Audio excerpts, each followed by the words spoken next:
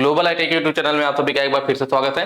आज जो है हम लोग फिटर फर्स्ट ईयर की जो हमारी क्लासेस चल रही थी उसका जो है पार्ट 6 सॉल्व करेंगे। ठीक है, इसके पहले की अगर आपको वीडियोस देखना है तो आप जनरली यूट्यूब में चले जाइए, यूट्यूब में सर्च कीजिए ग्लोबल आईटीआई, वहां पे आपको हमारा चैनल मिल जाएगा और उस पर जो है प्लेलिस्ट का सेक्शन होता है, प्लेलिस्ट वाले सेक्शन में जाएंगे तो वहां पे आपको फिटर फर्स्ट ईयर के नाम से प्लेलिस्ट मिल जाएगी।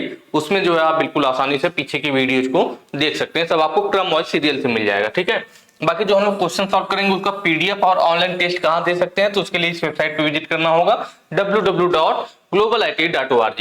कैसे यूज करना है, थोड़ा सा मैं 2 मिनट का समय लूंगा, आपको बता देता हूं। आपको अपने मोबाइल के गूगल में सर्च करना है global ITI. Global ITI search करते ही सबसे पहला पेज मिल जाएगा globalit.org के नाम से, इस पे क्लिक कर लीजिए। यहाँ पे क्लिक करेंगे, नया टैब ओपन होगा इस टाइप से और इस टाइप से आपके सामने दिखाई देगा। इसमें जो ऑप्शन है होम, हमारे बारे में नई अपडेट आईटीआई कोर्स, ये ऑप्शन आपके फोन में दिखाई नहीं देंगे। अगर आप फोन में ओपन कर रहे हैं तो कैसे दिखाई देंगे, तो उसके लिए आपको जो राइट साइड एक कॉर्नर में 3 लाइनें बनी हुई है ना, इन लाइनों पे आपको क्लिक करना है। लाइन पे क्लिक करेंगे, सारे ऑप्शन ऊपर वाले आ जाएंगे। ठीक है, तो इसमें आपको मिल जाएगा नई अपडेट के बगल में आईटीआई कोर्स। आईटीआई कोर्स पे क्लिक कीजिए, उसमें 2-3 ऑप्शन इस तरह से 4-5 है दिखाई देंगे।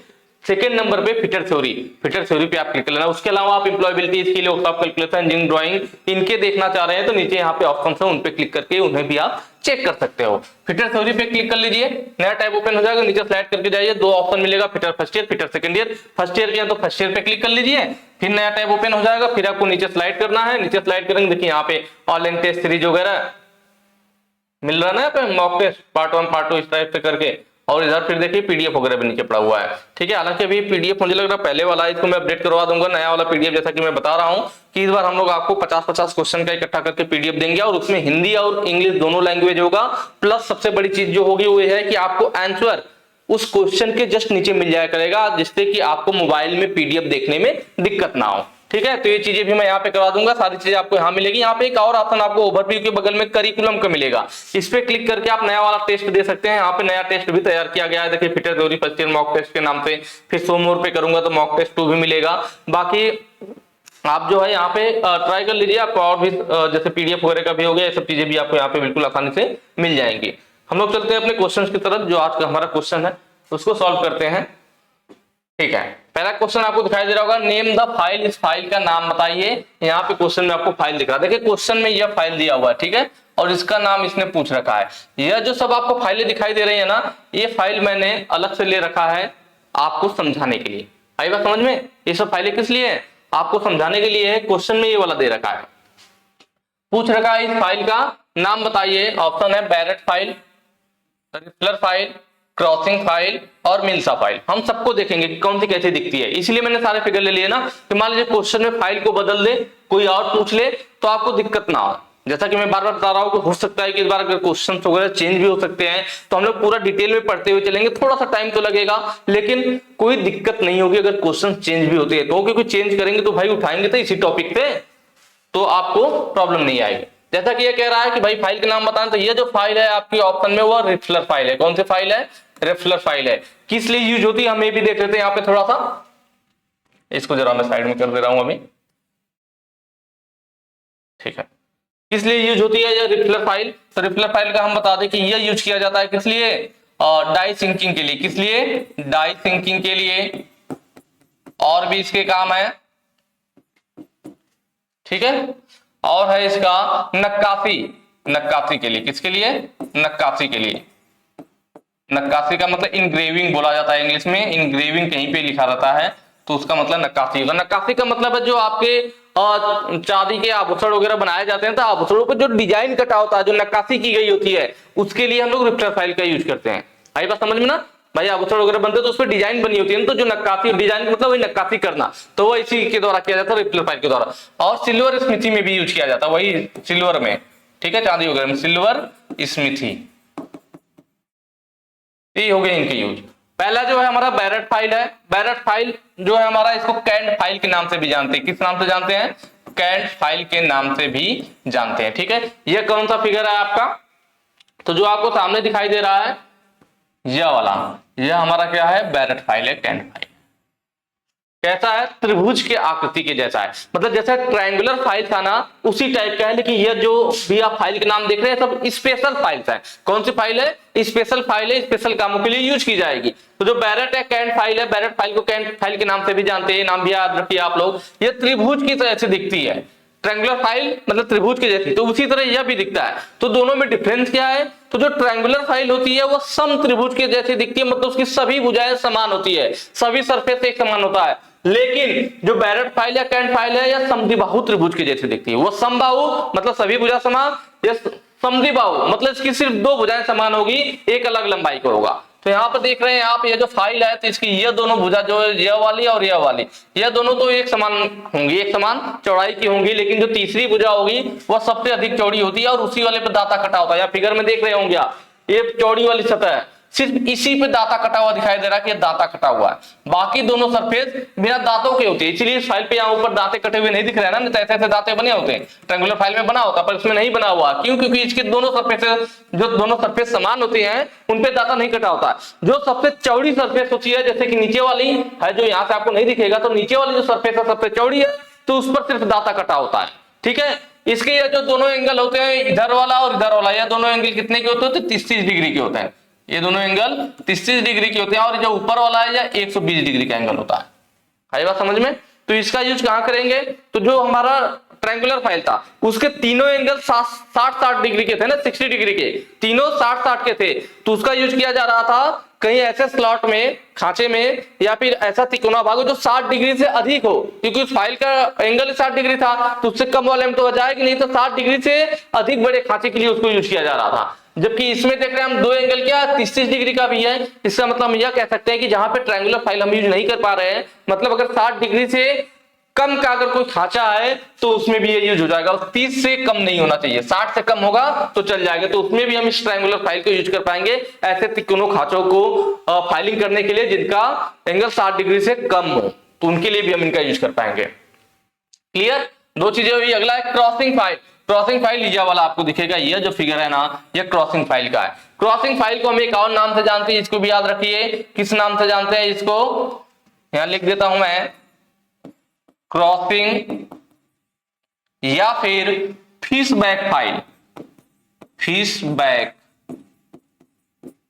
फाइल, क्रॉसिंग फाइल को फिशबैक फाइल के नाम से भी जानते हैं। मतलब फिश का मतलब मछली, बैक मतलब पीछे की पूंछ जैसा। ठीक है, तो फिशबैक फाइल के नाम से भी जानते हैं।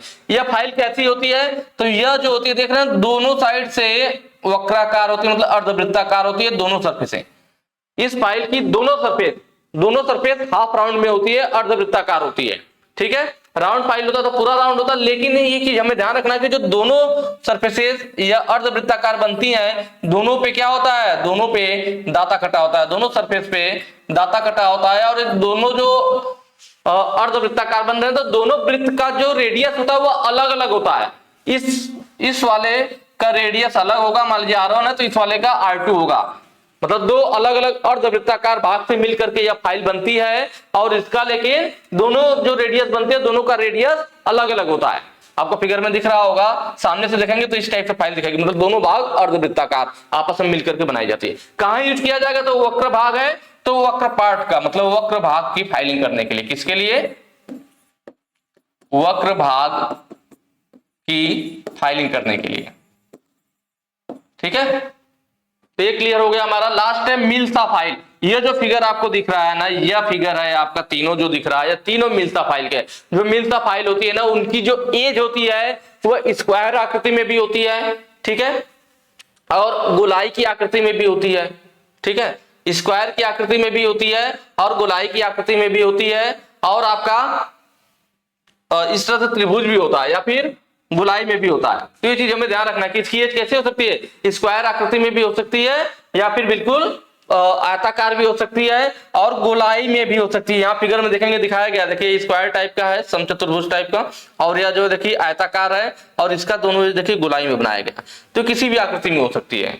ठीक है, और इसका यूज क्या होता है, मिलता, सा का मतलब आरी। इसका यूज किया जाता है लकड़ी काटने वाली जो आरी होती है, लकड़ी काटने वाली अपन आरी देखा होगा, उसे सा बोलते हैं। ठीक है, तो लकड़ी काटने वाली जो आरी होती है उसके दांतों को शार्प करने के लिए, किसके लिए, नोट कर लीजिएगा, लकड़ी काटने वाली के दांते शार्प करने, नुकीला करने, ठीक है। या फिर जो लकड़ी घिसने वाली फाइल होती है उसको दांतों के बीच से शार्प किया जाता है, तो स्पेशली उसीलिए मिल्स ऑफ फाइल को यूज किया जाता है। इसका भी एक और नाम है, इसका भी एक और नाम है, क्या नाम है, क्रोचेट फाइल। क्या नाम है, क्रोचेट फाइल। कहां लिखूं यार, यहां पे लिख देता हूं ना, क्रोचेट फाइल मतलब मिल्स ऑफ फाइल का भी दो नाम हो गया, क्रोचेट फाइल हो गया, क्रॉसिंग फाइल का फीडबैक हो गया, और बैरेट फाइल का कैंट फाइल हो गया। तो ये चीजें आपको ध्यान रखना है। नेक्स्ट क्वेश्चन पे चलेंगे, ठीक है। बाकी आप लोग कमेंट करके बता दिया कीजिए यार, मैं कमेंट देखता हूं, भले रिप्लाई ना हो, सारे कमेंट देखता हूं मैं, कि आपको समझ में आ रहा है या नहीं आ रहा है, मजा आ रहा है या नहीं आ रहा है। मैं बड़ी मेहनत से देखो सारे ऑप्शंस का भी मैं फिगर लाके फिर आपको बताता हूं, जिससे कि आपको और अच्छे से समझ में आए। भाई फिगर सामने होता होगा तो जल्दी समझ में आ जाता होगा। तो कमेंट करके जरूर बताना कि इन सब चीजों का आपको बेनिफिट मिल रहा है या नहीं मिल रहा है। बाकी what is the name of voice, इस वॉइस का नाम क्या है, फिगर में आपको वॉइस दिखा रखी है। मुझे उम्मीद है आप लोग शायद इसको पहचान भी गए होंगे, क्योंकि ये पहले भी हमें मिला हुआ था, पहले भी क्वेश्चन में मिला हुआ था, ठीक है। यह वाला जो होता है हमारा क्या होता है, हैंडल होता है। यह हमारा क्या होता है, चक होता है, कॉलेट चक। और ये जो आगे तीन दिख रहे हैं, तीनों क्या है, ये तीनों जॉ है, जबड़े हैं, ठीक है। हैंडल है और इस टाइप से है। तो यह किस लिए होता है, तो यह होता है हमारा पिन वाइज। किस लिए होता है, पिन वाइज जो है हमारा, और तारनुमा जॉब को पकड़ने के लिए, मतलब महीन जॉब को, जो तार के समान महीन जॉब हो उनको पकड़ने के लिए, जैसे कि घड़ी के पार्ट हो गए, सुई हो गई, इस टाइप से जो महीन जॉब होते हैं, तारनुमा महीन जॉब, उनको पकड़ने के लिए पिन वाइज का यूज किया। नाम ये पिन वाइज, पिन मतलब तुरंत दिमाग में आएगा, पिन, पिन पतली होती है, मतलब तार की तरह पतली होती है, तो तारनुमा जॉब हो जाए, या पतला जॉब हो जाए, या सुई हो जाए, या घड़ी के पार्ट भी महीन होंगे, तो महीन जॉब को पकड़ने के लिए पिन वाइज का यूज किया जाता है। तो ऐसे याद रखेंगे तो याद रहेगा। पाइप वाइज, पाइप वाइज भाई पाइप पकड़ने के काम आएगा, पाइप को पकड़ेगा, राउंड जॉब को पकड़ेगा, कोई मेटल का राउंड जॉब है, यहाँ पे फिगर आपको दिख रहा होगा, अब किसका फिगर है, पाइप वाइज का है, ठीक है। और इसमें एक और क्वेश्चन आता है कि पाइप वाइज किसी जॉब को कितने पॉइंट से पकड़ता है। मैंने आपको बताया था कि एक यहाँ टच करता है, एक यहाँ, एक यहाँ, एक यहाँ, टोटल 4 पॉइंटों से पकड़ता है। कितने पॉइंट से पकड़ता है, 4 पॉइंट से पकड़ता है। पाइप वाइज का साइज कैसे लिया जाता है, तो पाइप वाइज में पकड़े जा सकने वाले पाइप के अधिकतम व्यास से, कि हम इस वाइज में पाइप का कितना अधिकतम व्यास पकड़ सकते हैं, उसी से हम लोग पाइप वाइज के साइज को जानते हैं। कि अगर कोई पाइप वाइज 63 mm तक के व्यास को पकड़ सकती है, तो ये बोला जाएगा भाई इस पाइप वाइज में मान लीजिए हम 63 mm तक के पाइप पकड़ सकते हैं, उससे ज्यादा नहीं पकड़ सकते। इसका मतलब इस पाइप वाइज का साइज क्या हो गया, 63 mm हो गया। तो इस तरह से हम करते हैं। अगला है आपका हैंड वाइज। हैंड वाइज भी हम लोगों ने पढ़ा था, आपको दिख रहा होगा फिगर में, मैंने बताया भी था कि जो हैंड वाइज क्या है, रिविट होता है, तो रिविट या पिवट बोलते हैं। तो इस पिवट या रिविट के मध्य से और जा तक की जो सीधी दूरी होती है, इसी के द्वारा क्या होता है, इसी के द्वारा हैंड वाइज की साइज ली जाती है। ये चीज मैंने आपको बताई थी, ठीक है। ये क्लियर हुआ। बाकी यहाँ पे देखिए पार्ट्स का नाम दिखा रखा है कि जो यहाँ पे गोल सा ऐसे घुमा हुआ है, इसको क्या बोलते हैं, स्प्रिंग बोलते हैं। क्या बोलते हैं, स्प्रिंग बोलते हैं। और यह दोनों आपके जॉ हो गए, और यह इसमें हमारा क्या लगा था, विंग नट लगा होता है। क्यों, क्योंकि यहाँ हमें जहां भी हमें हाथ से जल्दी से खोलने और टाइट करने की जरूरत हो, वहां पे विंग नट, नल नट, ये सब चीजें यूज की जाती है, इसीलिए यहाँ पे विंग नट यूज किया जाता है। ऐसे ही आपके हेक्सा में भी देखेंगे, हेक्सा में भी विंग नट इस टाइप से लगा होता है, पंख के जैसा। इसे हम अपने हाथ के अंगूठे से ही खोल सकते हैं और टाइट कर सकते हैं। और इसका यूज कहां करेंगे, तो कोई ऐसी जॉब जैसे कील हो गया, रिविट हो गया, ठीक है, स्क्रू हो गया, उनको पकड़ने के लिए इनका यूज किया जाता है। या फिर मैंने ये भी बताया था कि कभी कभी कुछ प्लेटें होती है, पतली प्लेट होती है, जिनमें छेद करना है ड्रिल मशीन पे, तो आप क्या करोगे कि अगर उसे वाइस में पतली प्लेट को दबाओगे, मेटल की प्लेट है, तो क्या वाइस दबाएगी, वो प्लेट टेढ़ी हो जाएगी, ठीक है। अब उसे क्या करेंगे, उस प्लेट को इसमें पकड़ लेंगे, हैंड वाइस में। अब हाथ से पकड़ करके आराम से उस पर ड्रिल कर लेंगे, क्योंकि प्लेट को हाथ में पकड़ के ड्रिल दबाना चाहते हैं, अगर थोड़ा सा भी प्रेशर लगता है तो हाथ कट जाएगा आपका। इसीलिए उस पतली प्लेट को चाहेंगे इसमें पकड़ सकते हैं, फिर इसे ड्रिल भी कर सकते हैं। तो इस टाइप के काम में यूज किया जाता है, स्पेशली रिविट के लिए, स्क्रू के लिए, इन सब चीजों के लिए यूज करते हैं। कील के लिए हैंड वाइस यूज करते हैं, हाथ में पकड़ करके यूज करते हैं, इसलिए इसको हैंड वाइस कहते हैं। मशीन वाइज, यह जो आपको फिगर दिख रहा है ना, यह है आपका किसका, मशीन वाइज का। यह तो हैंड वाइज हो गया आपका, यह किसका हो गया, मशीन वाइज हो गया। देख रहे हैं मशीन वाइज कैसी है, तो मशीन वाइज देखिए, मशीन वाइज बेंच वाइज से थोड़ी भिन्न होती है। कैसे भिन्न होती है, तो मशीन वाइज की जो हाइट होती है ना, बेंच वाइज से कम होती है। आपने बेंच वाइज का फिगर देखा होगा, खैर मैंने यहाँ पे लिया तो नहीं, पर पीछे के पार्ट में हम लोगों ने देखा था। तो बेंच वाइज की हाइट ज्यादा होती है, आपने वर्कशॉप में भी देखा होगा, उसकी हाइट ज्यादा रहती है। लेकिन इसकी हाइट देखिए कितनी कम है, तो यही डिफरेंस है, मशीन वाइज जो होती है बेंच वाइज से कम साइज की, मतलब इसकी हाइट कम होती है और इसकी चौड़ाई ज्यादा होती है। बेंच वाइज की अपेक्षा मशीन वाइज की हाइट कम होती है और चौड़ाई ज्यादा होती है। ठीक है, एक चीज और, जो बेंच वाइज होता है हमारा वो बेंच वाइज पे लगाया जाता है। कहां लगाया जाता है? बेंच पे, सॉरी बेंच पे लगाया जाता है ना, बेंच पे लगाते हैं। जबकि मशीन वाइज हमारा कहां लगाया जाता है? तो ये मशीन के टेबल पर लगाया जाता है। कहां लगाया जाता है? मशीन के टेबल पे। कौन सी मशीन के टेबल पे? तो जैसे ड्रिल मशीन है तो ड्रिल मशीन वाइज आती है, यूनिवर्सल मशीन वाइज आती है, मतलब मशीन वाइज भी अलग अलग टाइप की आती है। तो जैसे ड्रिल मशीन पे हमें यूज करना तो ड्रिल मशीन वाइज आएगी। तो इसमें हम क्या करेंगे, इस जबड़े के बीच में जॉब को पकड़ लेंगे, पकड़ने के बाद देखिए इसमें स्लॉट दिया हुआ है ना, तो स्लॉट दिया रहता है। और ऐसे ही आप देखोगे तो जो ड्रिल मशीन का टेबल होता है, जो ड्रिल मशीन का वर्किंग टेबल होता है उस पर देखेंगे, उस पर भी स्लॉट कटा होगा। तो इस वाले स्लॉट को स्लॉट के सीध में रखेंगे और इसमें जो है मशीन को, मतलब इस मशीन वाइज को ड्रिल के बिल्कुल सही सीध में सेट कर देंगे, जिससे कि जॉब में सही जगह पे ड्रिल हो पाए। उसके बाद क्या करेंगे, इसे बोल्ट के द्वारा क्लैंप कर देंगे। कहां पे? मशीन के टेबल पर। तो मशीन वाइज को मशीन के टेबल पे क्लैंप करके यूज करते हैं, इसीलिए इसे मशीन वाइज भी कहते हैं, क्योंकि इसे मशीन पे यूज किया जाता है। ठीक, क्लियर हो गया होगा मेरे ख्याल से। नेक्स्ट क्वेश्चन पे चलते। बाकी पार्ट के नाम आप देख लेना, यहाँ पे दिख भी रहा होगा कि यह हैंडल है आपका, या स्क्रू, स्क्रू या फिर स्पिंडल भी बोलते हैं। स्क्रू को जनरली स्पिंडल बोला जाता है, स्क्रू नहीं बोलते हैं। यह स्लाइडिंग दिया है कि पीछे घुमाएंगे, ये स्क्रू के साथ संपर्क में, तो यह आगे पीछे होगा। तो स्लाइडिंग जा, यह वाला फिक्स रहेगा, तो स्टेशनरी जा। क्लियर? अक्सर देखेंगे आप बेंच वाइज में भी यही होता है, जो हैंडल हम घुमाते हैं तो हैंडल के साथ ही हमारा कनेक्ट रहता है, आगे पीछे होता है ना। तो उसी हिसाब से हमारा क्या हो जाएगा, या मूवेबल वाला हो जाएगा और स्टेशनरी वाला हो जाएगा। और नीचे वाला ये क्या है? बेस है आपका। नेक्स्ट क्वेश्चन पे चलते हैं। देखिए अगला कह रहा है हैवी ड्यूटी वर्क के लिए किस ग्राइंडिंग मशीन का उपयोग किया जाता है? किसके लिए कह रहा है? हैवी ड्यूटी के लिए, भारी वर्क करने के लिए कौन सी मशीन का यूज करते हैं? Bench grinder, portable grinder, pedestal grinder, surface grinder, सबका फिगर मैंने ले रखा है, बिल्कुल अच्छे से समझ में आएगा, बिल्कुल टेंशन लेने की जरूरत नहीं है। देखिए पहला है बेंच ग्राइंडर। पहले तो हम देखते हैं बेंच ग्राइंडर कौन सा है, तो फिगर आपको दिख रहा होगा भैया, ये वाला जो है हमारा बेंच ग्राइंडर है। ठीक है, बेंच ग्राइंडर मतलब बेंच पे लगाया जाएगा, नाम से पता चल रहा है, बेंच ग्राइंडर बेंच पे लगाया जाएगा। ठीक है, बेंच पे लगाते हैं और इस पे हल्के कार्यों के लिए यूज करते हैं। इसको किसके लिए? हल्के कार्यों के लिए, हल्के कार्यों के लिए। और स्नैगिंग ग्राइंडिंग के लिए, स्नैगिंग ग्राइंडिंग। अब स्नैगिंग ग्राइंडिंग क्या होता है, ये भी कई बार एग्जाम में आया, तो आपके कंपटीशन वाले में पूछ लेता है। स्नैगिंग ग्राइंडिंग पूछता है कि यह क्या होता है। स्नैगिंग ग्राइंडिंग उसको बोलते हैं जब हम जॉब पे से मटेरियल को बहुत अधिक मात्रा में हटाएं और फिनिशिंग से कोई मतलब ना हो। स्नैगिंग ग्राइंडिंग का मतलब क्या हो गया कि जॉब पे से जो मटेरियल बहुत अधिक मात्रा में हटेगा लेकिन फिनिशिंग से मतलब ना हो। फिनिशिंग को ध्यान में न रखते हुए किसी भी जॉब से अधिक मात्रा में मटेरियल को हटाने को स्नैगिंग ग्राइंडिंग बोला जाता है। ठीक है, इसको नोट कर लीजिएगा, लिख लीजिएगा, या आपके कंपटीशन वाले एग्जाम में भी पूछता है। यह है आपका बेंच ग्राइंडर। क्या है आपका? बेंच ग्राइंडर बेंच पे लगेगा स्नैगिंग ग्राइंडिंग के लिए और हल्के कामों के लिए यूज होगा। बेंच पे लगा हुआ हल्के कामों के लिए यूज होगा। हम जॉब को हाथ में पकड़ेंगे और इसकी ग्राइंडिंग पे, जो ग्राइंडर व्हील है, ग्राइंडिंग व्हील है, उस पे हम जॉब को घिसेंगे, फिनिशिंग करेंगे। ठीक है, ये चीज हो गया। दूसरा पोर्टेबल ग्राइंडर। पोर्टेबल ग्राइंडर कौन सा है? तो देखिए यहाँ पे जो आपको फिगर दिख रहा होगा, ए वाला पोर्टेबल दिख रहा है ना, पोर्टेबल ग्राइंडर। पोर्टेबल का मतलब जिसको हम एक स्थान से दूसरे स्थान तक आसानी से ले जा सके, जिसको हाथ में पकड़ करके यूज करे, वो पोर्टेबल होता है। तो ये देख रहे हैं ग्राइंडर दिख रहा होगा आपको फिगर में, तो कहिए तो थोड़ा सा बड़ा कर देता हूं मैं ना। ठीक है, अब ज्यादा क्लियर दिख रहा होगा। ये है हमारा पोर्टेबल ग्राइंडर।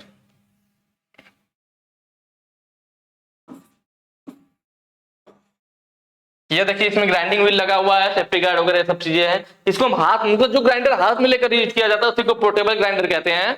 और यह भी स्नैगिंग ग्राइंडिंग के लिए यूज किया जाता है, मतलब फिनिशिंग इससे बहुत अच्छी नहीं मिलती है, अधिक मात्रा में धातु हटाने के लिए इन सबों का यूज किया जाता है, इसका भी। ठीक है, यह भी हल्के कार्यों के लिए हो जाएगा। उसके बाद फिर आती है पेडेस्टल ग्राइंडर। पेडेस्टल ग्राइंडर कौन सा? तो यह जो फिगर आपको दिख रहा है पेडेस्टल ग्राइंडर है, मतलब इस ग्राइंडर के साथ इसका आधार जुड़ा हुआ आता है। बाकी में क्या था, जैसे इस ग्राइंडर को चलाने के लिए हमें मेज पे कसना पड़ रहा था, इसको हाथ में लेकर के यूज कर रहे थे। लेकिन जो पेडेस्टल ग्राइंडर होता है, ग्राइंडर तो इतना है, बाकी ये इतना क्या है, इसका बेस है, आधार है, इसको उचित ऊंचाई पे खड़ा करना, ताकि आप जाके वहां पे आराम से ग्राइंडर पे अपना जॉब घिस सको। तो पेडेस्टल ग्राइंडर इसलिए कहते हैं क्योंकि इस ग्राइंडर के साथ इसका आधार आता है और इस आधार को, इस बेस को फर्श में जाम कर दिया जाता है। क्या करते हैं, आधार को फर्श में जाम कर देते हैं। तो ये होता है पेडेस्टल ग्राइंडर। जैसे आपने फैन का सुना होगा, टेबल फैन आता है, जैसे यहाँ पे बेंच ग्राइंडर है, वैसे ही आपके यहाँ क्या होता है, टेबल फैन होता है। तो हमें उचित ऊंचाई तक फैन को लाने के लिए, जिससे हमें हवा सही से लग सके बेड पे, तो एक टेबल रखना पड़ता है। उस टेबल पे उस छोटे फैन को रखते हैं, इसीलिए उसको टेबल फैन बोलते हैं। फिर एक आता है पेडेस्टल फैन। पेडेस्टल फैन में क्या होता है कि वह फैन के नीचे, या फैन हो गया और उसके नीचे लंबी सी रॉड लगी होती है और नीचे फिर ऐसे बना होता है उसको रखने के लिए, इसके साथ आधार लगा हुआ होता है। मतलब इसके लिए टेबल की जरूरत नहीं होती है, वह पहले से स्टैंड के साथ आता है, जिससे कि आपको उचित ऊंचाई मिल सके और हवा लग सके। तो इस वाले फैन को क्या बोलते हैं, इस वाले फैन को पेडेस्टल फैन बोलते हैं। और जो टेबल पे है तो टेबल फैन बोलते हैं। तो वही चीज यही इसमें भी है कि वह हमारा क्या था, यह वाला बेंच ग्राइंडर था बेंच पे, इसके साथ आधार आ रहा था, पेडेस्टल ग्राइंडर हो गया। कौन सा ग्राइंडर हो गया, यह पेडेस्टल ग्राइंडर हो गया। और पेडेस्टल ग्राइंडर ही होता है जो भारी कामों के लिए यूज किया जाता है, क्योंकि इसके क्या देख रहे हैं ना, इसके साथ आधार भी आया हुआ और इस आधार को फर्श में जाम कर दे रहे हैं, तुम भारी काम कर सकते हैं। तो भारी कार्यों के लिए पेडेस्टल वाला यूज किया जाता है। कौन सा वाला, पेडेस्टल वाला। ऑप्शन सी आपका सही हो जाएगा। फिगर भी देख के लग रहा होगा कि भारी सी मशीन दिख रही है आपको, ठीक है। उसके बाद आता है डी ऑप्शन, कौन सा है, या तो क्लियर हो गया कौन सा सही होगा, हैवी ड्यूटी के लिए, भारी कार्य के लिए। हैवी ड्यूटी का मतलब वही भारी कार्य के लिए, पेडेस्टल वाला ऑप्शन सी सही हो जाएगा। सरफेस ग्राइंडर, सरफेस ग्राइंडर क्या है, तो जो यह फिगर आपको दिख रहा है ना, यह वाला, ठीक है, यह क्या है आपका, यह है हमारा सरफेस ग्राइंडर। क्या है यह वाला, यही हमारा सरफेस ग्राइंडर, ठीक है। सरफेस ग्राइंडर क्या है, तो देखो मैं आपको बता दूं कि यह जो तीनों हमने अभी ऊपर वाला पढ़ा, जो ऊपर वाला हमने तीनों पढ़ा, बेंच ग्राइंडर, पोर्टेबल और पेडेस्टल, यह तीनों रफ ग्राइंडर के अंतर्गत आते हैं। किसके अंतर्गत आते हैं, रफ ग्राइंडर, रफ ग्राइंडर, ठीक है, ये तीनों रफ ग्राइंडर के। और यह जो सरफेस ग्राइंडर है हमारा, यह प्रिसीजन ग्राइंडर के अंतर्गत आता है। Precision grinder. प्रिसीजन ग्राइंडर का क्या मतलब है, प्रिसीजन का मतलब सूक्ष्म, मतलब अधिक एक्यूरेसी में यह बनाएगा, अधिक एक्यूरेसी में इसकी फिनिशिंग आएगी। तो यह अच्छी फिनिशिंग के लिए, अधिक एक्यूरेट बीमा बनाने के लिए, अधिक एक्यूरेट माप का जॉब को बनाने के लिए प्रिसीजन वाला ग्राइंडर यूज होता है। बाकी ये रफ है, मतलब ये अधिक मात्रा में मटेरियल हटाएंगे, ठीक है। तो प्रिसीजन वाला कौन सा हो गया, सरफेस ग्राइंडर हो गया। यह जो आपको फिगर दिख रहा है सरफेस है, यह हॉरिजॉन्टल वाला। यहाँ देख रहे हैं, यह इसकी ग्राइंडिंग व्हील लगी हुई है इस टाइप से, और इसका जो स्पिंडल है वो हॉरिजॉन्टल में। तो हॉरिजॉन्टल सरफेस ग्राइंडर हो गया। एक वर्टिकल वाला भी आता है, उसमें क्या होगा, उसका जो ग्राइंडिंग व्हील होगा इस टाइप से होगा, और इसका जो यहाँ पे लगा होगा स्पिंडल वो वर्टिकल होगा, मतलब वर्टिकल स्पिंडल होगा और उसका व्हील ऐसे नीचे को गोल सा लगा होगा, तो उसे वर्टिकल सरफेस ग्राइंडर बोलेंगे। जब हमारा स्पिंडल हॉरिजॉन्टल में रहा और व्हील ऐसे लगा हो, जैसा कि इस फिगर में दिखाया गया है, तब इसको बोलते हैं हॉरिजॉन्टल सरफेस ग्राइंडर, ठीक है। इसमें क्या होता है कि यह देखिए मेज है, मेज भी आगे पीछे होती है, इस पर हम जॉब को लगा देते हैं, यह आगे पीछे होता रहता है। और जो व्हील है यहाँ पर है, व्हील भी हमारा ऊपर नीचे होता है। व्हील क्या होगा, व्हील ऊपर नीचे होगा और मेज आगे पीछे होगा। तो इस तरह से व्हील को हम इसके संपर्क में ले आता है, जिससे कि इस पर ग्राइंडर होती है। तो यह सरफेस ग्राइंडर होता है, या प्रिसीजन ग्राइंडर के अंतर्गत आता है, ठीक है। क्लियर हो गया होगा मेरे ख्याल से। आगे चलेंगे। अगला कह रहा है चेन ड्रिलिंग के बाद मटेरियल को अलग करने के लिए किस छेनी का उपयोग किया जाता है। Web chisel, flat chisel, cross cut chisel और डायमंड पॉइंट चीजल, ये चीजें दिया हुआ। चेन ड्रिलिंग के बाद मटेरियल को अलग करने के लिए फिगर देखिए आपको क्लियर हो जाएगा। जो पहला है वेब चीजल, यह वाला फिगर है इसका, और ये मैंने पहले बता भी रखा था कि वेब चीजल में किस लिए यूज होती है। तो यह चीजल का फिगर है, देखिए वेब चीजल का यह फिगर है, नीचे इस टाइप से वी टाइप से बना हुआ है, और यहाँ पर देखिए दिखाया गया कि यह एक जॉब है, इसमें चेन ड्रिलिंग किया गया है। चेन ड्रिलिंग मतलब एक श्रृंखला में ड्रिल किया गया हो, लगातार ड्रिल किया गया हो, थोड़ी थोड़ी स्पेस बराबर छोड़ करके। तो देखिए यह लगातार ड्रिल किया गया है। अब यह दोनों ड्रिल के बीच का मटेरियल हटाएंगे, इस दोनों के बीच का हटाएंगे तो क्या होगा, एक लंबा स्लॉट बन जाएगा। तो पहले ड्रिल करते हैं श्रृंखला में बराबर दूर, फिर उनके बीच का जो मटेरियल हटाने के लिए जो चीजें यूज की जाती है उसी को बोलते हैं वेब चीजल। उसी को क्या बोलते हैं, वेब चीजल। तो वही बोला था, चेन ड्रिलिंग के बाद, चेन ड्रिलिंग करने के बाद उनको अलग करने के लिए या उनके बीच का मटेरियल हटाने के लिए वेब चीजल का यूज किया जाता है। फ्लैट चीजल क्या होता है, तो यह वाली जो फिगर है फ्लैट चीजल का, यह भी हमने पहले बात कर रखा है। फ्लैट चीजल क्या होती है, इसका जो एंगल होता है कटिंग एंगल वो 35 डिग्री से 70 डिग्री होता है। कितना होता है, 35 से 70 डिग्री। ये नॉर्मल कामों के लिए, मतलब नॉर्मल मेटल को काटने के लिए या बड़ी सरफेस पे चिपिंग करने के लिए इसका यूज किया जाता है। इसकी कटिंग एज देख रहे हैं ना, चौड़ी है। जबकि क्रॉस कट चीजल की बात करें यहीं पे, तो यह वाला जो फिगर है यह किसका है, क्रॉस कट चीजल का है। किसका है, क्रॉस कट चीजल का है। क्रॉस कट चीजल में और फ्लैट चीजल में डिफरेंस यही होता है, ठीक है। इसका भी एंगल वही रहेगा 35 डिग्री से 70 डिग्री, लेकिन डिफरेंस क्या है यहाँ पे ध्यान दीजिए। यहाँ पे डिफरेंस है कि इसकी देखिए कटिंग एज की चौड़ाई कितनी, इतनी ज्यादा है, पर इसकी कटिंग एज की चौड़ाई देखिए कितना कम है ना। तो कह सकते हो आपकी क्रॉस कट चीजल की कटिंग एज की चौड़ाई फ्लैट चीजल की अपेक्षा कम होती है। और मोटाई की बात करें, देखिए कटिंग एज की मोटाई इतनी थोड़ी सी है और उसकी कटिंग एज की मोटाई देखो, मतलब आप कह सकते हो कि जो क्रॉस कट चीजल है इसकी कटिंग एज की चौड़ाई फ्लैट चीजल से कम, लेकिन क्रॉस कट चीजल के कटिंग एज की मोटाई फ्लैट चीजल से अधिक होती है। ये डिफरेंस है मेन इसका। इसका यूज कहां होता है? तो कीवे काटने के लिए, ठीक है, कीवे बनाने के लिए यूज कर सकते हैं। चाबी घाट काटने के लिए कहने का मतलब है जो कीवे लगाया जाता है किसी सॉफ्ट में यहाँ पे ऐसे काटते हैं ना कीवे, तब इसमें की लगाई जाती है, तो कीवे काटने के लिए इस टाइप से हम क्रॉस कट चीजल का यूज करते हैं। ठीक, क्लियर हो गया होगा। बाकी चलते हैं, अगला है क्या? Diamond point. यह वाला जो फिगर दिख रहा है आपको, ये डायमंड पॉइंट का है। इसका कटिंग एंगल 60 डिग्री होता है। कितना होता है? 60 डिग्री होता है। यहाँ पे देख रहे हैं इसकी आगे की नोक कैसी है, तो देखिए ये वी के जैसी है, वी जैसी बनी हुई ना। इसका यूज कहाँ करते हैं? इसका यूज हम लोग करते हैं, इसका यूज किसी आयताकार या वर्गाकार बना हुआ आकृति हो, उनके कोनों को चौकोर करने के लिए। जो कॉर्नर बन रहा है ना, इस कॉर्नर को चौकोर बनाने के लिए, सही से करने के लिए, इसके मटेरियल हटाने के लिए कॉर्नर से, तब हम यूज करते हैं किसका? डायमंड पॉइंट चीजल का। क्लियर हो गया चीजल का? हालांकि ये शायद पहले भी आया हुआ था, मुझे ध्यान आ रहा है। नेक्स्ट क्वेश्चन पे चलेंगे। अगला कह रहा है लकड़ी का काम करने के लिए, ठीक है, क्या कह रहा है? लकड़ी का काम करने वाले आरी के दांतों को तेज करने के लिए फाइल का उपयोग किया जाता है। कि लकड़ी का काम करने वाले आरी के दांतों को तेज करने के लिए, ये देखिए अभी पहले आ गया था, अभी दूसरा या तीसरा क्वेश्चन जब हम लोग सॉल्व कर रहे थे, मतलब 52 वाला शायद मेरे ख्याल से था, देख लेंगे पीछे, उसमें आप देखना बताया था मैंने। पहले देख लेते हैं कौन सा फिगर किसका है ना। जैसे कि ये बैरेट फाइल यह वाला फिगर है, हमने बताया था इसको कैंट फाइल के नाम से भी जानते हैं, कैंट फाइल के नाम से भी जानते हैं किसको? बैरेट वाले को, किसको? बैरेट वाले को। मिल्सा फाइल कौन सा है? तो इसके नीचे जो यह वाला है हमारा, यह कौन सा? यह हमारा है मिल्सा फाइल, ठीक है। टिंकर फाइल, तो यह वाला जो आपको फिगर दिख रहा है ना, यह है हमारा किसका? टिंकर फाइल का। अभी बताएंगे इसका यूज क्या है। रेफलर फाइल यह वाला है। देखिए रेफलर फाइल और मिल्सा फाइल के बारे में हमने पहले ही इन तीनों को पढ़ रखा है, कैंट फाइल, मिल्सा फाइल और रेफलर फाइल। अभी मैंने पीछे बताया तो मैं बार बार नहीं बताऊंगा, नहीं ध्यान आ रहा तो फिर से 5 मिनट 10 मिनट पीछे चले जाए, मिल जाएगा आपको। इसमें क्या था बैरेट वाले में कि भाई ये त्रिभुज की आकृति का था, दोनों एंगल 30 डिग्री के थे, ये 120 डिग्री का था, दोनों सरफेस पे दांते नहीं है, जो चौड़ी सतह होती है सिर्फ उस पे दांते होते हैं, यही मैंने बताया था। इसका यूज जो होता है भाई 60 डिग्री से कम कोण के लिए भी कर सकते हैं।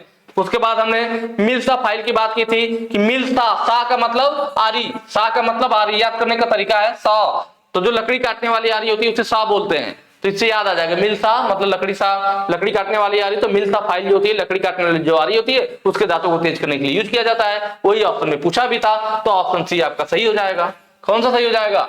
ऑप्शन सी सही हो जाएगा। यह फिगर है, मैंने बताया था, यह वर्गाकार आकृति में या फिर इसकी जो एज होती है वो गोलाकार आकृति में भी पाई जाती है। उसका रिफ्लेक्टर फाइल यहाँ आपको दिख रहा है, नक्काशी करने के लिए बताया था ना, और डाई सिंकिंग के लिए, नक्काशी करने के लिए जो अवसरों पे नक्काशी की जाती है तो उनके लिए रिफ्लेक्टर फाइल यूज की जाती है। टिंकर फाइल को हम लोग ब्लॉक फाइल के नाम से भी जानते हैं। कौन से नाम से? Block file. टिंकर फाइल यहाँ सामने आपको दिख रहा है। टिंकर फाइल में क्या होता है, यह जो है यह लंबी सी ऐसे मतलब आयताकार आकृति में इस तरह से फाइल होती है। फाइल के एक साइड दांता कटा होता है और पिछला साइड बिना दांतों के होता है। क्यों बिना दांतों के होता है? क्योंकि हम उस साइड इस हैंडल को लगाते हैं, यह उसका हैंडल है। क्या है वो? उसका हैंडल है। किसका हैंडल है? टिंकर फाइल का।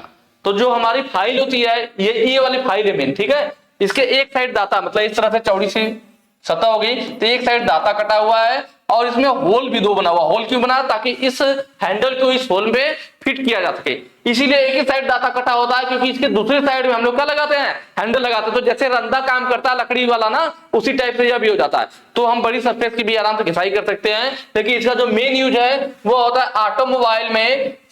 जो बॉडी, ऑटोमोबाइल मतलब जो कार बन रही है, जो बाइक बन रही है, ऑटोमोबाइल के अंतर्गत आती है ना, तो जो ऑटोमोबाइल के पार्ट्स होते हैं उनकी टिंकरिंग करने के बाद टिंकर फाइल के द्वारा ही फिनिशिंग किया जाता है। ऑटोमोबाइल के पार्ट का टिंकरिंग के बाद टिंकर फाइल के द्वारा फिनिशिंग किया जाता है।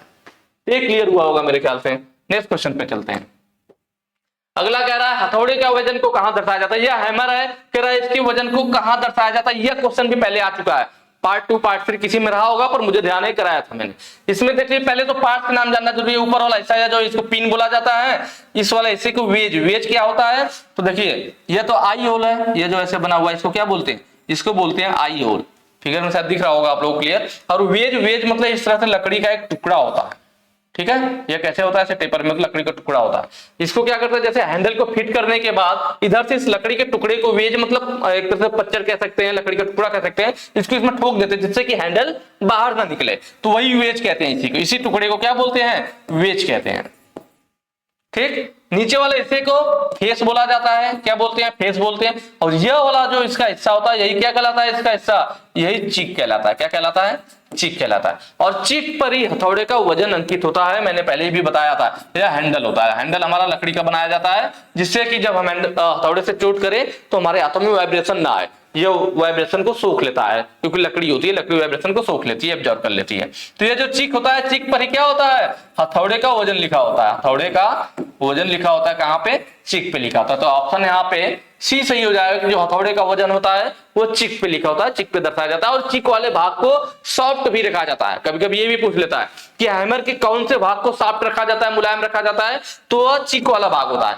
ऊपर और नीचे हार्ड और टेम्पर किया जाता है, लेकिन बीच वाला जो भाग है या चिक वाला हिस्सा उसको सॉफ्ट रखा जाता है, जिससे कि जब हथौड़े पे चोट लगे तो हार्ड पूरा रहेगा, तो क्या होगा, ज्यादा चोट करने पर हथौड़ा टुकड़ों टुकड़ों में बिखर जाएगा, ज्यादा हार्ड होगा तो इसीलिए ऊपर और नीचे दोनों हार्ड करते हैं, बीच का सॉफ्ट रखते हैं चिक वाले हिस्से को, जिससे कि जब ज्यादा तेजी से हम चोट लगाए तो जो झटका मिले तो वो जो सॉफ्ट वाला हिस्सा होगा उसको सहन कर लेगा, ऑब्जर्व कर लेगा, आपका हैमर टूटेगा नहीं।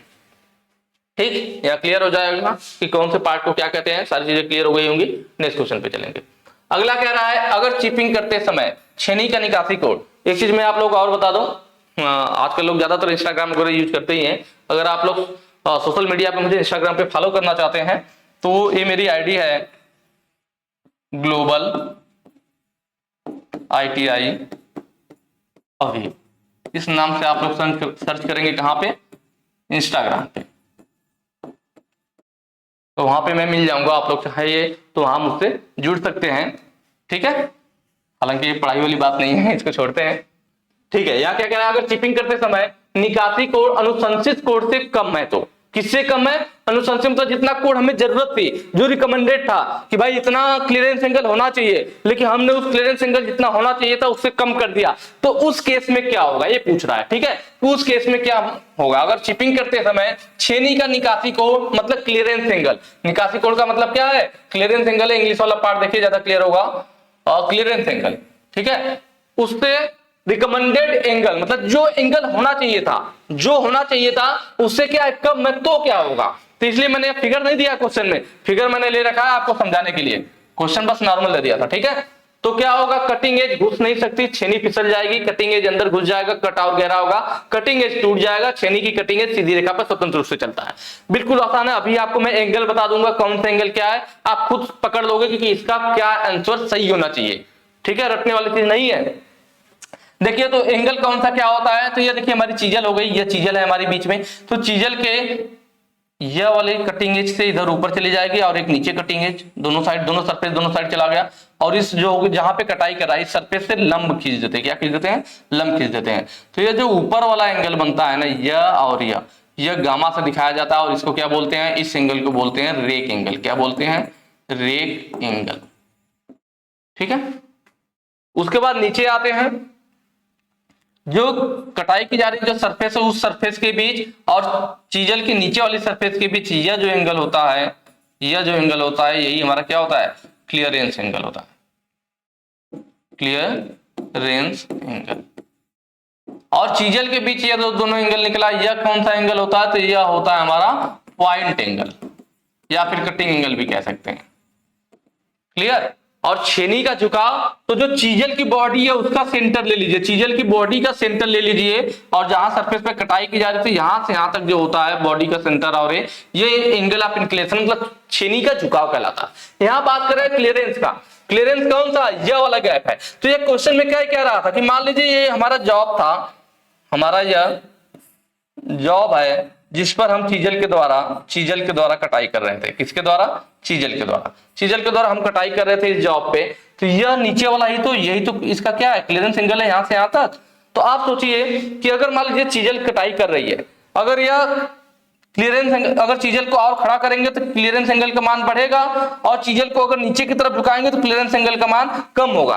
तो अगर कोई जॉब है, यह जॉब है, और इस पर हमने अपना चीजल रखा इस टाइप से, तो अगर हम चीजल को जितना ज्यादा खड़ा करेंगे और फिर हैमर से चोट लगाएंगे तो चीजल उतनी ही ज्यादा जॉब के अंदर गहराई में घुसेगी।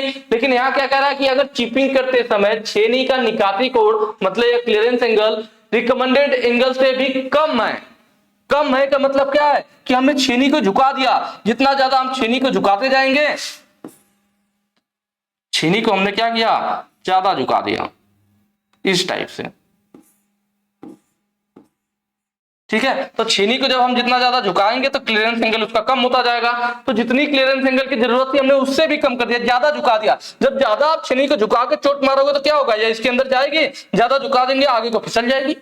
भाई अगर आप क्लियरेंस एंगल का मान बढ़ाते, मतलब क्लियरेंस एंगल ज्यादा रखते, तो छेनी अंदर गहराई में घुस जाती। लेकिन जब क्लियरेंस एंगल कम करेंगे, तो जब कम करके जब चोट मारेंगे तो छेनी आपने ज्यादा झुका दिया, तो क्लियरेंस एंगल कम हो जाएगा, जितना झुकेगी उतना कम होगा। फिर आप चोट करेंगे तो छेनी फिसल जाएगी ना, जो आपको काटेगी नहीं, घुसेगी ही नहीं। तो वही चीज है कि कटिंग एज घुस नहीं सकती, छेनी फिसल जाएगी। ऑप्शन ए सही हो जाएगा। सही से समझा होगा आपने, तो क्लियर समझ में आया होगा, और रटना नहीं पड़ेगा। सबसे अच्छी बात है आप पढ़ोगे और आप कर लोगे कि हाँ क्या होना चाहिए, ठीक है। नेक्स्ट क्वेश्चन पे चलते हैं। तन्यता बलों के प्रभाव का विरोध करने वाली धातु की प्रॉपर्टी का नाम बताएं, ठीक है। तन्यता बलों मतलब टेंसाइल फोर्स।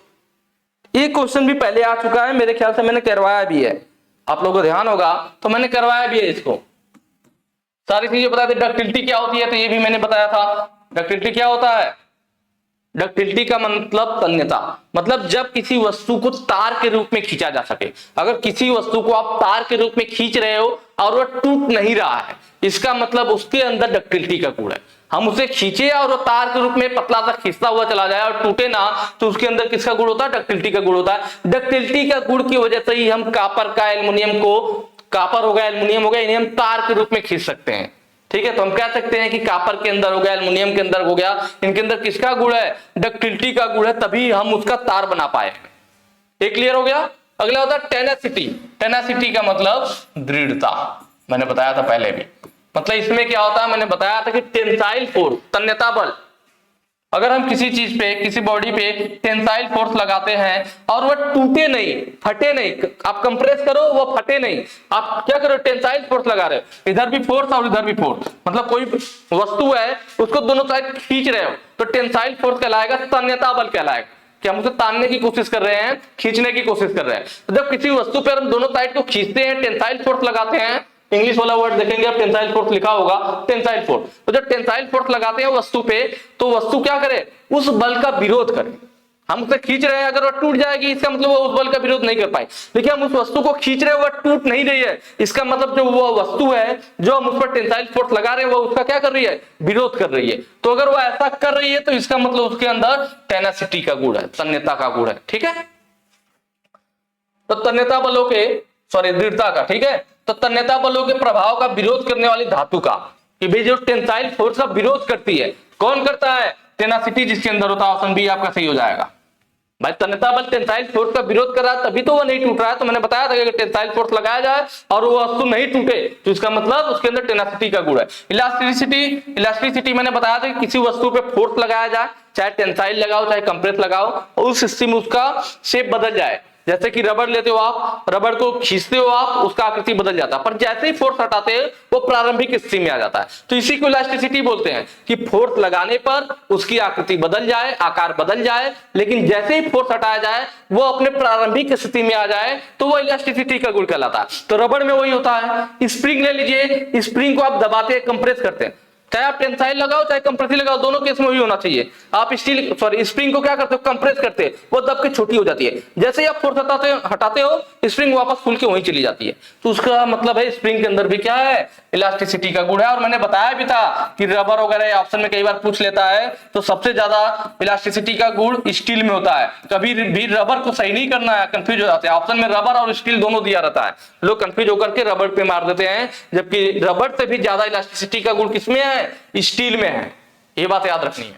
मैलेबिलिटी तब बोलेंगे जब किसी वस्तु को पीट कर चादर के रूप में फैलाया जा सके। कोई मेटल है उसे अगर आप पीट करके चादर के रूप में फैला देते हैं और उसमें क्रैकनेस भी नहीं आता है, तो इसका मतलब उस पदार्थ में मैलेबिलिटी का गुण है। मतलब अगर किसी पदार्थ में मैलेबिलिटी का गुण है, इसका मतलब हम उसे आसानी से पीट कर या फिर किसी रोलिंग मशीन में डाल करके चादर के रूप में उसे बना सकते हैं, फैला सकते हैं बिना क्रैक हुए। ठीक है, तो ये हो गया प्रॉपर्टीज की बात, और यहाँ पे ऑप्शन बी सही था। नेक्स्ट क्वेश्चन पे चलेंगे, एक्स के रूप में चिन्हित भाग का नाम बताए। तो यहाँ देखिए बहुत ही आसान है, इसका भी मैंने पहले बता रखा था, इसीलिए मैं देखो क्या करता हूं, मैं चारों ऑप्शन को सॉल्व करता हूं। इससे तो अभी आप देख, आपके सामने एग्जांपल मिल रहा ना कि अभी हम पीछे क्वेश्चन सॉल्व कर रहे हैं, आगे वही क्वेश्चन मिल जा रहा। क्यों? क्योंकि हमने चारों ऑप्शन को अच्छे से सॉल्व किया था। एक ही क्वेश्चन सॉल्व करते तब ऐसा नहीं होता। तो जैसे यहाँ पे अभी मिल रहा है ना, इसी तरह एग्जाम में भी होगा। अगर उन्होंने क्वेश्चन चेंज भी किया तब भी आप आसानी से करके आओगे, कोई दिक्कत नहीं आएगी, सब लगेगा कि पढ़ा हुआ है। ठीक है, देखिए यहाँ पे माइक्रोमीटर है।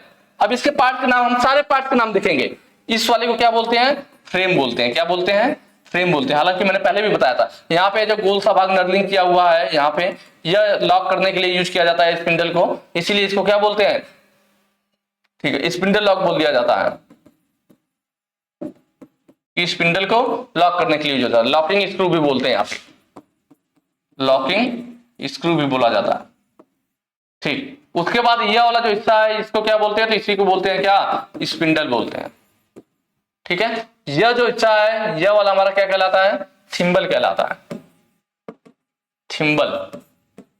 यह जो सबसे पीछे है इसको हम लोग रैचेट स्टॉप बोलते हैं, रैचेट स्टॉप। और यह वाला जो हिस्सा है देख रहे हैं ना, ये लॉक नट हो गया या थिम्बल हो गया, और यहां एक बीच में है, इसको कहां लिखूं मैं,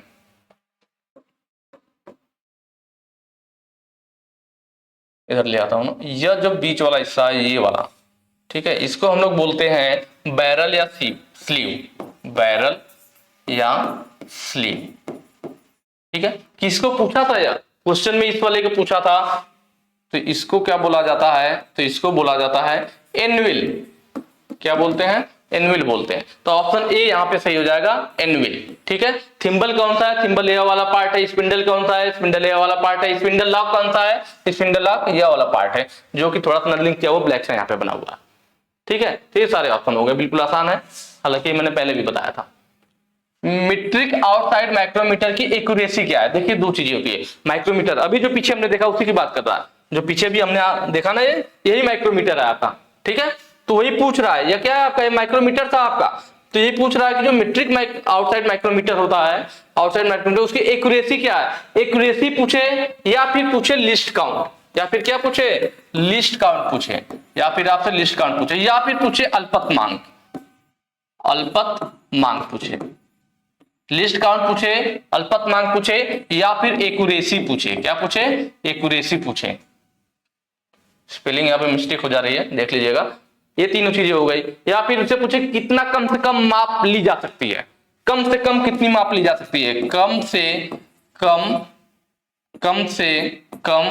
कितनी माप ली जा सकती है, कितनी माप ली जा सकती है, ली जा सकती है।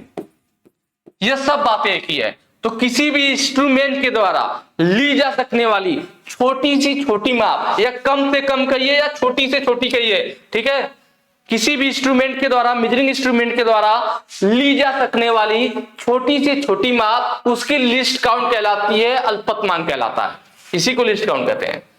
क्लियर हुआ।